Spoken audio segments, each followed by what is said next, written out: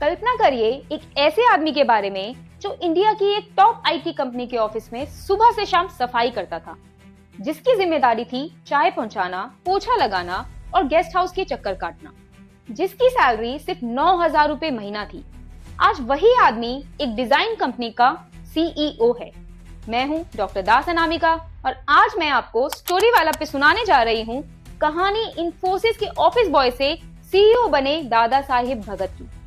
हम अक्सर सोचते हैं कि सीईओ बनने के लिए बड़ी डिग्री, पैसा और पावरफुल बैकग्राउंड जरूरी होता है, लेकिन दादा साहिब भगत की जिंदगी इस सोच को पूरी तरह बदल देती है। उनकी कहानी ये बताती है कि अगर इरादे मजबूत हों तो जिंदगी कहीं से भी शुरू हो सकती है।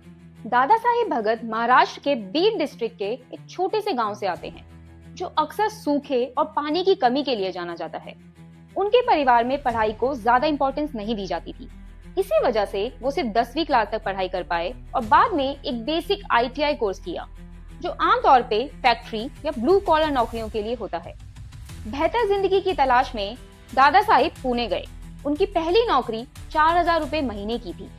कुछ समय बाद उन्हें इन्फोसिस में ऑफिस बॉय की नौकरी मिली, जहां उनकी सैलरी 9,000 रुपए हो गई। उनके लिए ये 5,000 रुपए का भरना सिर्फ पैसा नहीं बल्कि सर्वाइवल का सवाल था। इन्फोसिस में उनका काम फिजिकली डिमांडिंग था। दिन भर सफाई, इधर उधर भागना और गेस्ट हाउस का काम करते हुए उन्होंने रोज एक चीज नोटिस की, कंप्यूटर पर काम करने वाले लोग कम शारीरिक मेहनत में ज्यादा स्टेबल और सिक्योर जिंदगी जी रहे थे। यहीं से दादा साहिब की सोच बदली। उन्हें समझ आ गया कि सिर्फ हाथों से काम करने से जिंदगी चल सकती है, लेकिन दिमाग से काम सीखने से जिंदगी बदल सकती है। जब उन्होंने पूछा कि कंप्यूटर से जुड़ी नौकरी कैसे मिल सकती है, तो उन्हें बताया गया कि बिना डिग्री के ये मुश्किल होता है, लेकिन साथ ही उन्हें ग्राफिक डिजाइन और एनिमेशन का सजेशन मिला, जहां क्रिएटिविटी डिग्री से ज्यादा अहम होती है। ये बात सुनते ही उन्हें बचपन याद आ गया, जब बोर्डिंग स्कूल के पास एक मंदिर के पेंटर से उन्होंने ड्राइंग सीखी थी। दादा साहिब ने डिजाइन सीखने का फैसला किया। रात को ऑफिस बॉय की नौकरी और दिन में डिजाइन की प्रैक्टिस के साथ उन्होंने लगभग 1 साल तक बिना रुके मेहनत की।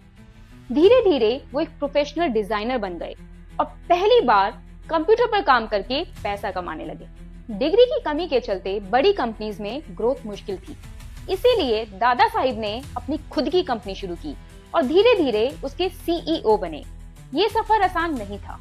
फिर कोविड लॉकडाउन आया, जिसके चलते उन्हें अपना पुणे का ऑफिस बंद करना पड़ा और गांव लौटना पड़ा। गांव में बिजली और इंटरनेट जैसे बेसिक फैसिलिटीज भी ठीक से उपलब्ध नहीं थी। इसके बावजूद दादा साहिब ने हार नहीं मानी। उन्होंने अपनी टीम के साथ एक पहाड़ी पर गाय के भाड़े के पास एक टेम्परेरी वर्कशॉप बनाया और वहीं से काम शुरू किया। उनकी कंपनी डिजाइन टेम्पलेट्स बनाती है, जो इंडियन यूजर्स के लिए ग्लोबल डिजाइन टूल का एक देसी विकल्प तैयार करने की कोशिश कर रही है।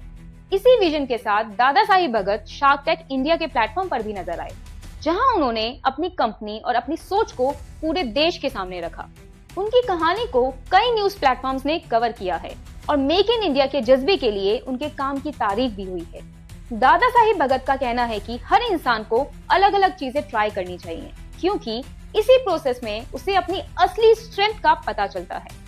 इन्फोसिस के ऑफिस बॉय से सीईओ तक का ये सफर ये साबित करता है कि शुरुआत चाहे कितनी भी छोटी हो, अगर सोच बड़ी हो तो मंजिल दूर नहीं होती। ऐसी ही रियल और इंस्पायरिंग कहानियों के लिए स्टोरी वाला को सब्सक्राइब करना ना भूलें।